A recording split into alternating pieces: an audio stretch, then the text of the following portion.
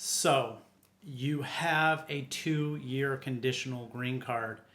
Your marriage relationship is not going well, and you have separated from your spouse.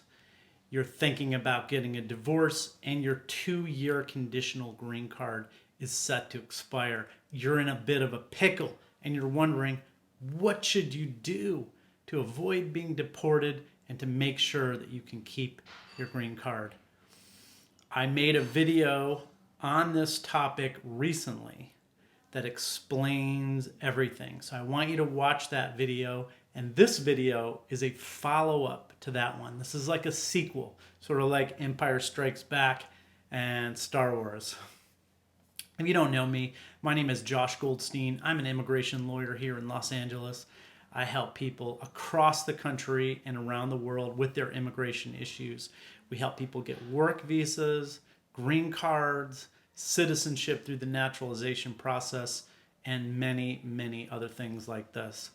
So to dive into the topic at hand, the question that came to me, so basically the solution to your problem is to seek a waiver. You have to file your I-751 before your green card expires, and you should seek a waiver. The waiver is based on two things. Number one, it's based on the fact that you have a divorce. And number two, it's based on the fact that your marriage relationship was entered into for good faith reasons. Your marriage was not fake. It was not a BS marriage. It was just a relationship that didn't work out. It ended in divorce, but you went into it for the right reasons. Those are the two things that you need to do to win your waiver. And that's what my last video was about. So someone came back to me and they said, okay, but I have a question for you. What happens? You said I need a divorce, but what happens if my divorce is not final before my green card expires? What do I do in that case? I have to file the I-751 before my green card expires. And the I-751 is based on divorce. I'm not divorced. What do I do? So here's the answer. The answer is that you have to file for divorce. Okay? You file for divorce.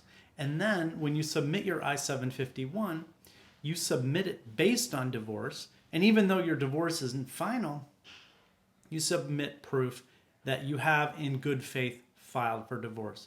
You submit a copy of the divorce complaint. You submit a copy of all the paperwork that you submitted along with your divorce. You show that you have a case number for your divorce. Your divorce has been filed and it is pending. You've pursued a divorce in good faith and you submit that. That's the best you can do.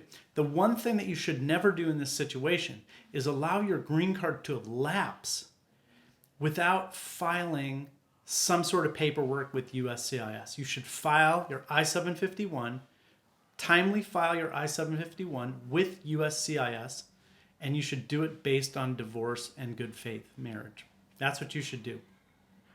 What will happen is you'll get a case number. It'll extend your immigration case, your green card, and then later on, USCIS will send you a request for additional evidence.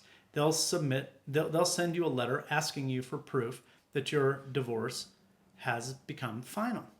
And then at that point, you can submit proof that your divorce is final. And it takes a very long time for USCIS to get around to sending that request. So hopefully that will give you plenty of time to finalize your divorce. So if you're in this situation, the takeaways that I want to leave you with are, number one, timely file your I-751. Do it based on divorce and good faith marriage, and submit copies of whatever paperwork you've submitted for your divorce. And number two, get going on your divorce. Hire an attorney to handle your divorce. I'm not a family lawyer. I don't take on divorce cases. I refer my clients to other family lawyers, so this is not something I can help you with directly, but I can tell you that lawyers are far more effective at getting people divorces than people who go to court and try to do it themselves. And if you're in this situation, the situation I've described in this video, you need professional help. You need your divorce pushed forward urgently. that's what I have to say on this topic. I hope this is helpful. If you have questions, please let me know. You don't have to go at this alone. I'm here to help, and I will see you in the next video. Take care.